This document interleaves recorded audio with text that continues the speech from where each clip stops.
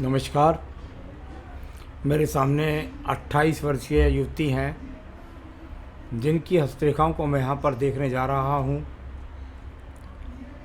अधिकतर रेखाएं 28 से 35 वर्ष में ज़्यादा परिवर्तित होती हैं। वर्तमान की जो स्थितियाँ हैं उनको मैं यहाँ पर पढ़ने का प्रयास करूँगा, आपके सवालों का जवाब दूँगा।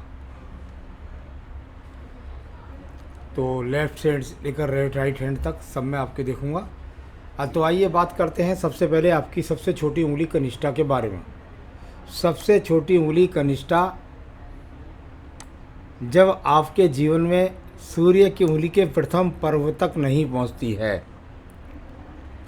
तो ऐसे व्यक्ति, ऐसी युवती अपने जीवन को अपनी मेहनत से बनाते हैं, संघर्ष करते हैं। संघर्ष करने के बाद अपने जीवन को अपने आप बनाते हैं। वर्तमान का मानसिक पर्व पूरी तरीके से मजबूत है, बुद्धि सही तरीके से काम कर रही है, मेहनत कर रहे हैं। सेकंड पर्वत पर कुछ राहु रेखाओं का प्रभाव, अगर मैं वर्तमान की एज से इसको कहूँ तो मैं इतना ही कह सकता हूँ कि निडर किस्म की है, किसी को भी कुछ कहने की हिम्मत रखती हैं। थोड़ा सा भाषा शैली पर कंट्रोल भी रखना चाहिए। निडर होना अच्छी बात है, लेकिन निडर होकर के अपनी बात से अपना कोई काम बिगाड़ लें उसका भी ध्यान रखना है। तीसरा पर्व यहाँ पर सामान्य रूप से ठीक दिखाई देता है, यानी धन के आगमन वर्तमान में बने हुए हैं। सूर्य की उंगली प्रथम पर्व पर किसी प्रकार का आँखों का रोग, बीपी का रोग, अग्नि तत्वों से नुकसान ऐसा दिखाई नहीं पड़ता। सेकंड पर्वत पर किसी भी प्रकार से राज्य प्रकार से ना कोई बहुत बड़ा लाभ है और ना ही किसी प्रकार का नुकसान है।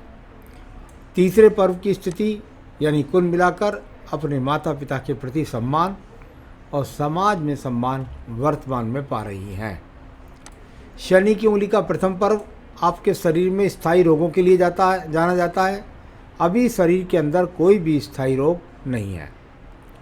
सेकंड पर्वत की जो स्थितियां हैं उसमें कुछ राहु रेखा चमक रही हैं। इतना ही कहूँगा कि अपने धन को संभाल कर रखें,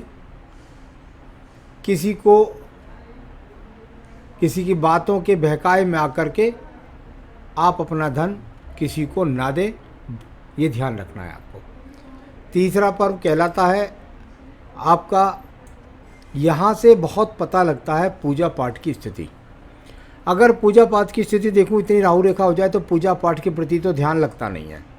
साथ ही साथ कुल मिलाकर ईश्वर में आस्था रखते हैं लेकिन पूजा नहीं करते हैं, ऐसा हो सकता है।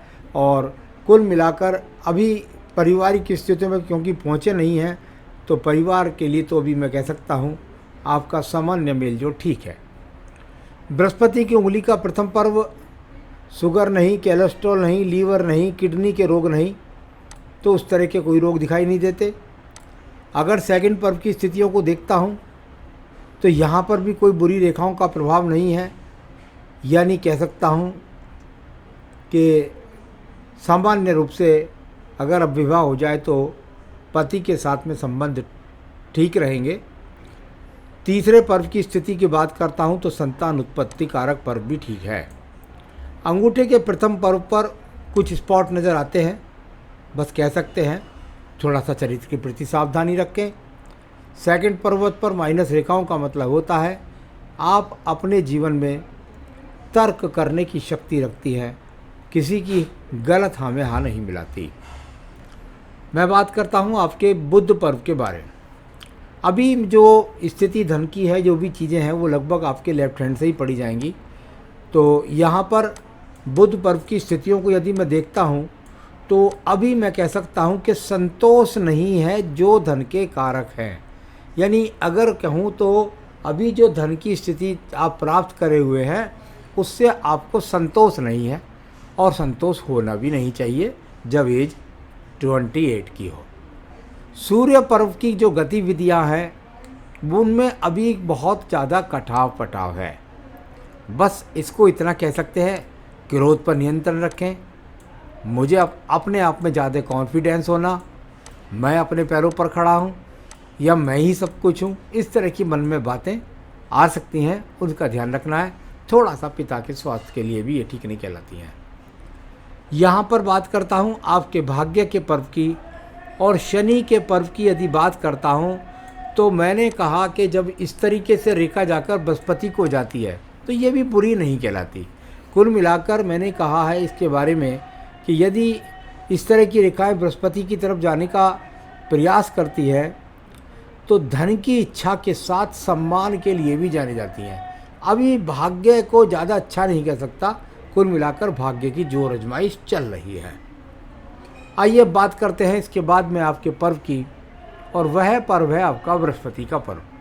बृहस्पति पर्व से ज़्यादा जो रेखाएं हैं वो मल्टी टैलेंटेड रेखाएं हैं, यानी शनि पर्व को देखने का प्रयास करती है और थोड़ा सा बाहर की तरफ से जब निकल कर के आते हैं तो इनको हम यहाँ पर कह देते हैं कि भाई अभिमान न रखें, गर्व होना चाहिए अपने ऊपर लेकिन घमंड नहीं होना चाहिए, इस बात को दर्शाती हैं।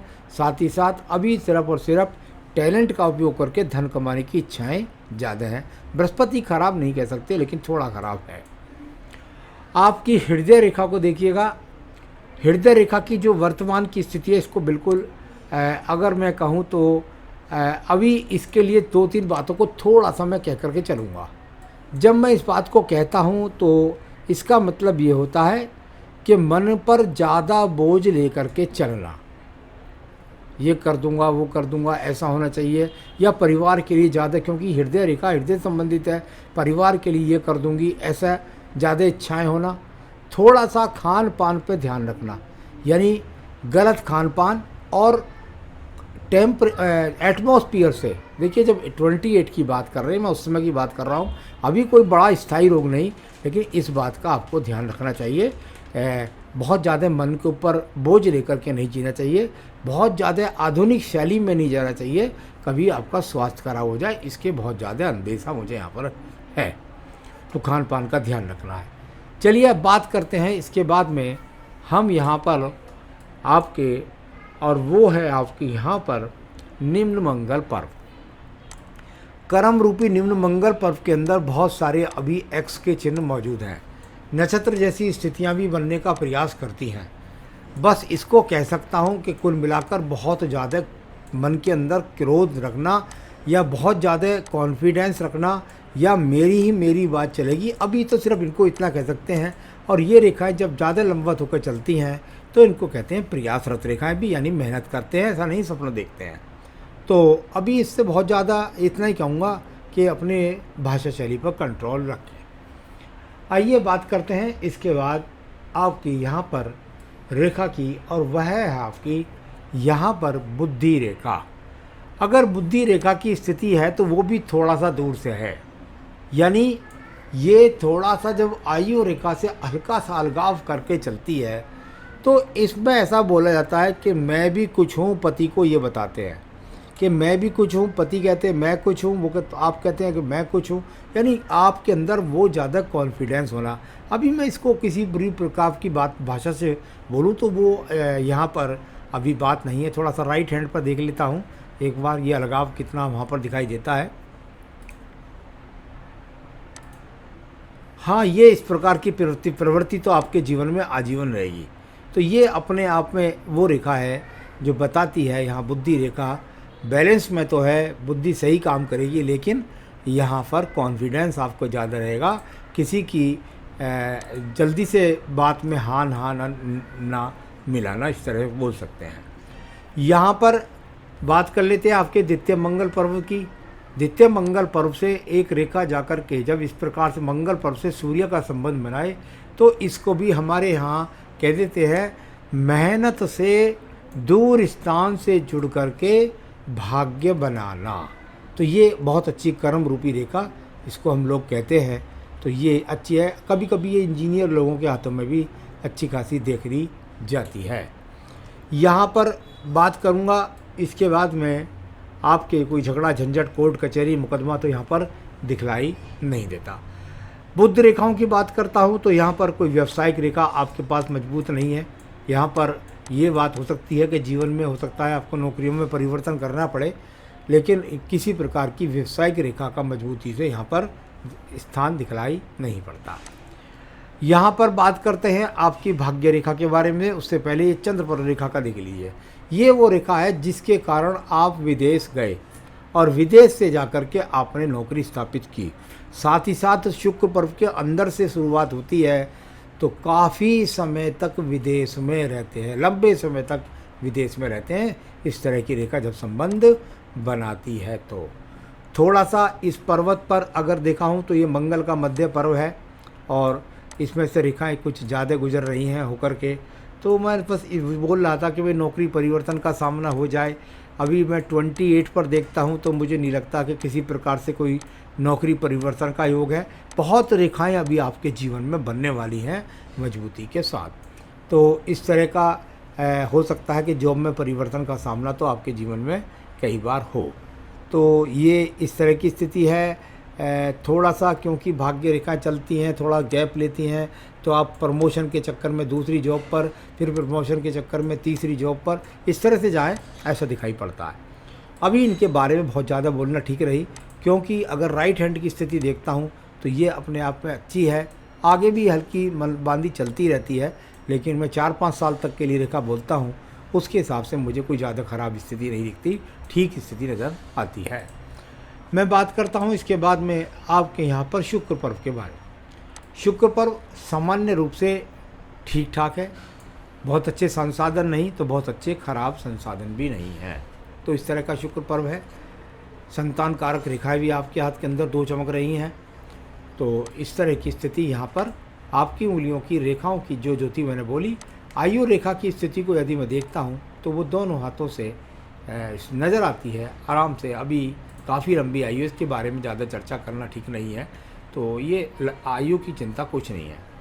तो चलिए, ये सारी बातें हो गई। 80 की तो रेखा भी बनी हुई है आयु रेखा की। बाकी आपके सवालों पर चलते हैं। आपका पहला सवाल है मुझसे, marriage with good status boy, businessman और top salary. Good status boy और विद टॉप सैलरी आपके जीवन में आपका पति होगा। और साथ ही साथ मैं समझता हूँ इस समय विवाह की दशा चल रही है आपकी, और 2023 तक संभावना बहुत ज़्यादा है विवाह होने की। तो ये स्थिति है आपकी। गुड पोजीशन इन जॉब, हाँ कई बार परिवर्तन होगा और तरक्की के साथ होगा, उसमें भी थोड़ा समय लगेगा। प्रॉपर्टी भी बना पाएंगे निश्चित रूप से, बृहस्पति पर चतुर्भुज है, आपके जीवन में प्रॉपर्टी बना पाएंगे, अभी समय लगेगा काफ़ी 5 साल के बाद। हेल्थ इश्यूज़ का थोड़ा सा ध्यान रखना है, खान पान का विशेष रूप से थोड़ा सा एयर कंडीशन जीवन न जी करके थोड़ा जो है प्राकृतिक रूप से भी जीवन को जिए। तो यहाँ हेल्थ के थोड़े इश्यूज दिखाई दिए, और तरक्की जीवन में राइज इन लाइफ निश्चित रूप से होती रहेगी, इसकी ज़्यादा चिंता की आवश्यकता नहीं है। क्या करें, जो आपके जीवन में आपका वैवाहिक जीवन सुखी हो। यदि आप रत्न पहनना चाहती हैं तो आप माणिक्य पहन सकती हैं, आपके लिए अच्छा रहेगा और आपको स्वास्थ्य से अच्छा रखेगा। पुखराज आपको नहीं पहनना है। यहाँ आपको बृहस्पति की पूजा करनी है। ओम ब्रह्म बृहस्पति नमः, बस एक ही पूजा बता रहा हूँ। इसकी 3 से 5 माला का जाप नित्य करेंगी तो आपको तरक्की, उन्नति, प्रगति, अच्छा पति, अच्छी नौकरी, अच्छे बच्चे, ये सब चीज़ें प्राप्त होंगी। तो उसकी पूजा करनी है आपको, रतन नहीं पहनना है, और साथ ही साथ आपको माणिक्य आप सिर्फ पहन सकते हैं।